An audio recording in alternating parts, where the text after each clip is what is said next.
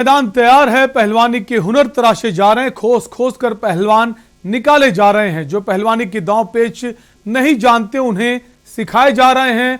जुबान सांप्रदायिक हो रही है, बयान समाजवादी हो रहे हैं, मंचों पर बहुजन हित मचल रहा है, मुट्ठियां तन रही हैं, भौएं तरेरी जा रही हैं, एक दूसरे पर उंगलियां भी उठाई जा रही हैं। राज्यों में चुनाव है और बागों में बाहर भी है, सब कुछ तैयार है। ये ठेठ सियासी नजारा है, ये चुनावी अखाड़ा है। नमस्कार दोस्तों, के न्यूज की खास पेशकश चुनावी अखाड़ा में आपका स्वागत है। मैं हूं शैलेंद्र चौहान। देखिए ये चुनावी अखाड़ा, और हां, बहुत जरूरी है आपके लिए, आप सीखिए ये सियासी पहाड़ा।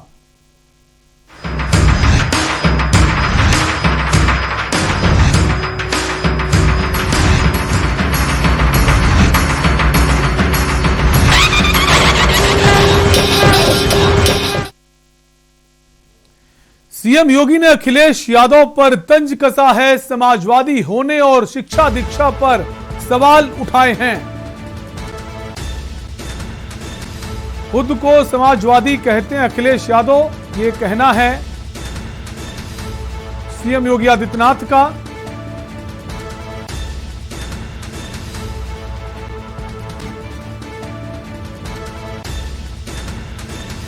पूर्व सीडीएस जनरल बिपिन रावत ने भी कहा था, सीएम योगी ने अखिलेश यादव पर तंज कसा है।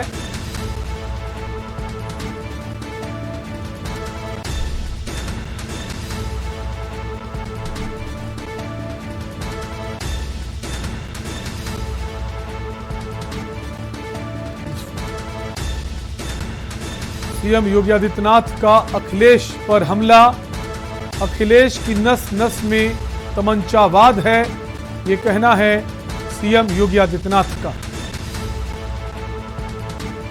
अखिलेश को तमंचावाद कहकर संबोधित किया है सीएम योगी आदित्यनाथ ने। वहीं अन्य विपक्षियों पर भी सीएम ने हमला बोला है।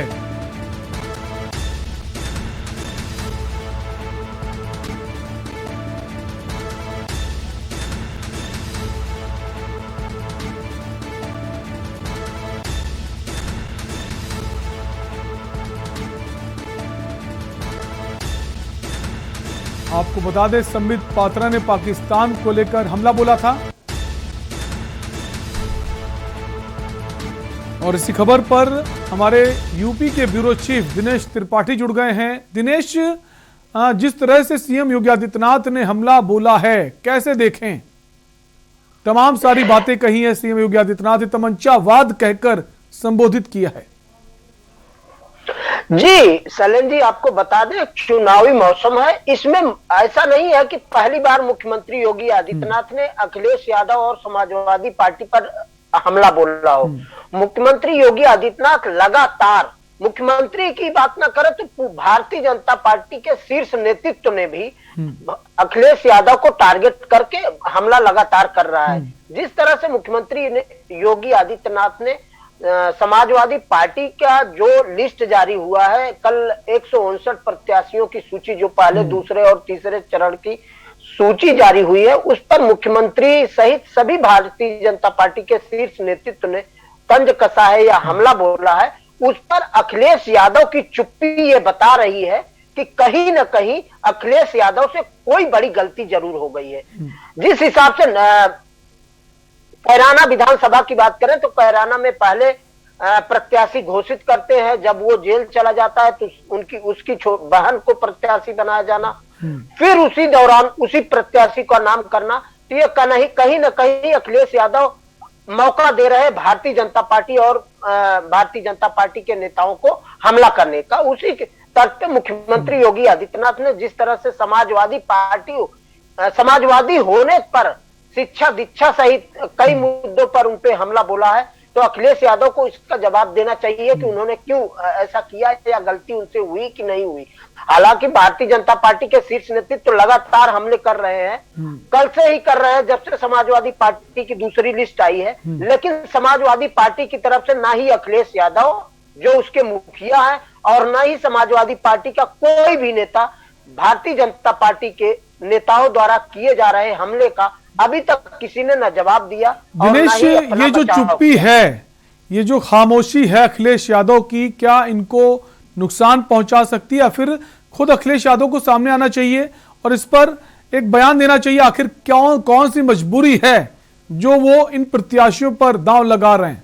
दिनेश जी बिल्कुल सलन जी, आपको बता दूं कहीं ना कहीं अखिलेश से कोई बड़ी गलती हुई है, इसीलिए अखिलेश लगातार मीडिया का सामना नहीं कर रहे हैं और भारतीय जनता पार्टी के नेताओं द्वारा लगाए जा रहे आरोपों का जवाब भी नहीं दे रहे। नहीं तो इससे पहले की बात करेंगे तो अखिलेश यादव भारतीय जनता पार्टी या मुख्यमंत्री योगी आदित्यनाथ जब भी कोई बयान या समाजवादी पार्टी पर हमला करते थे तो अखिलेश यादव पीसी करके तुरंत जवाब देते थे या हमला बोलते थे। यहां तक कि मुख्यमंत्री योगी आदित्यनाथ को चिलम शब्द का भी यूज किया है और यह भी कहा है कि सरकार बदलने वाली है, अधिकारी वही रहेंगे। जो अधिकारी वहां 5KD मुख्यमंत्री आवास से नल की टोटी और वो निकाले थे, वही अधिकारी वहां से चिलम निकालेंगे। चिलम बात भी अखिलेश यादव ने कहा था। लेकिन जिस तरह से अखिलेश यादव भारतीय जनता पार्टी की तरफ से लगातार हो रहे कल की उनकी प्रत्याशियों की बिल्कुल टोटी चोर चिलमबाज अब्बा जान, ये तमाम सब कुछ इस वक्त उत्तर प्रदेश में चल रहा है। वार पलटवार का जो सिलसिला है काफी पुराना हो चुका है अखिलेश यादव और सीएम योगी आदित्यनाथ के बीच। लेकिन अगर दिनेश बात करें, जो पश्चिमी उत्तर प्रदेश की जो लिस्ट जारी हुई है आरएलडी और समाजवादी पार्टी की संयुक्त लिस्ट, उसमें जो सबसे ज्यादा चर्चा में नाम रहा नाहिद हसन का है। कैराना से आते हैं। पहले यह कहा गया कि नाहिद हसन का जो आपराधिक रिकॉर्ड है इसे छिपाया गया। उसके बाद ये चर्चा हुई कि नाहिद हसन की जो पत्नी है वो चुनाव में उतर सकती हैं। तो क्या नाहिद हसन के अलावा उनके परिवार से किसी को नहीं चुनाव लड़ा जा सकता था? नाहिद हसन इतने ज्यादा जरूरी है कैराना के लिए, या फिर यह लगता है समाजवादी पार्टी को कैराना के जरिए आसपास की जो कई सारी विधानसभा हैं उन पर भी हम मजबूती बढ़त हासिल कर सकते हैं? दिनेश जी सलन जी, जैसा आप बता रहे हैं बिल्कुल सही कह रहे हैं। ऐसा नहीं है। समाजवादी पार्टी के मुखिया अखिलेश यादव ने खुद प्रेस कॉन्फ्रेंस करके जब कैराना विधानसभा से घोषित प्रत्याशी को पुलिस उठाती है किसी मामले में, उनको उनकी जेल हो जाता है उसको, उसके बाद अखिलेश यादव प्रेस कॉन्फ्रेंस करके कहते हैं कि उसी परिवार से प्रत्याशी होगा जिस पर कोई मुकदमा नहीं होगा। लेकिन अगले दिन जब भारतीय समाजवादी पार्टी की सूची आती है तो वही प्रत्याशी होता है जिसको पुलिस उठा ले गई, जो किसी मामले में वांछित थे और पुलिस ले जाके उनको जेल भेज दिया गया। कैराना की ये सीट की बात कर रहे हैं। उसके अलावा अखिलेश यादव की कौन सी मजबूरी है कि रामपुर आजम खान जेल में है, उनको प्रत्याशी बनना है। उसके अलावा अब्दुल्ला खान जो आजम खान के बेटे हैं जिनकी सदस्यता रद्द कर दी गई थी, इसीलिए रद्द कर दी गई कि उन्होंने फर्जी डॉक्यूमेंट्स लगा के 2017 विधानसभा चुनाव जीते थे। उसकी शिकायत हुई तो उनकी सदस्यता अवैध घोषित की गई और उनकी सदस्यता समाप्त कर दी गई। लेकिन कैराना की हाल फिलहाल की बात करेंगे, अखिलेश एकदम मेच्योर पॉलिटिशियन की तरह राजनीति कर रहे थे। प्रेस कॉन्फ्रेंस में भारतीय जनता पार्टी के नेताओं का जवाब दे रहे थे। लेकिन जब इन्होंने 159 लोगों की प्रत्याशियों की सूची जारी की है तो उसमें कैराना ऐसी कौन सी अखिलेश यादव की मजबूरी थी जो प्रत्याशी घोषित किए थे जिसको जेल हो गई, जिसको लेकर पूरे उत्तर प्रदेश में बिल्कुल। और ये जरूरी इसलिए भी है, पश्चिमी उत्तर प्रदेश में पहले चरण में चुनाव होना है और वो चुनाव तय करेगा कि आखिर बढ़त किसको मिल रही है, कौन इस बार सरकार बनाने जा रहा है। फिलहाल के लिए दिनेश आपका बहुत बहुत शुक्रिया इस खबर पर हमारे साथ बने रहने के लिए। तो बीजेपी के जो मुख्य वो सीएम योगी आदित्यनाथ है, उनका जो हमला है लगातार अखिलेश यादव पर जारी है। ब्रेक के वक्त है, ब्रेक के उस पार देखिए हमारा एक्सक्लूसिव इंटरव्यू हमारे प्रधान सभापति दुर्गानी चौहान जी के साथ और मुख्यमंत्री पुष्कर सिंह धामी का इंटरव्यू लिया गया है।